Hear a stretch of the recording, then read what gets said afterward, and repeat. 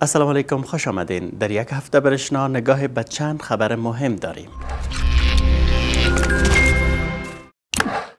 گام اساسی در تنظیم ولتاژ برق، تقویت و جذب بیشتر انرژی در ننگرهار. رهبری افغانستان برشنا شرکت برای نخستین بار در ننگرهار پروژه تقویت ولتاژ برق و جلوگیری از هدر رفت برق در سب استیشن همیشه بهار را آغاز کرد. این پروژه با هزینه کلی 56 میلیون افغانی و ظرفیت 30 میگاوات نصب یک کاپاسیتور بانک را در بر میگیرد تا توزیع برق قوی‌تر و بیشتر به همه مشترکین انجام شود.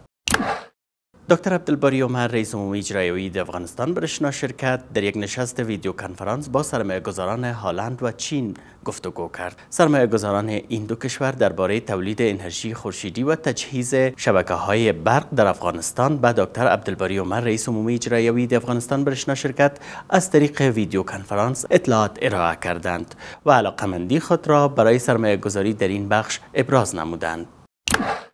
بازدید رئیس عمومی اجرایی افغانستان برشنا شرکت از جکشن دوم و پنجم در کابل برای ارزیابی توزیع عادلانه برق به مشترکین کابل و بررسی فعالیت‌های تکنیکی کارمندان، دکتر عبدالباری عمر، رئیس عمومی اجرایی افغانستان برشنا شرکت شب هنگام از جکشن‌های دوم و پنجم بازدید نمودند.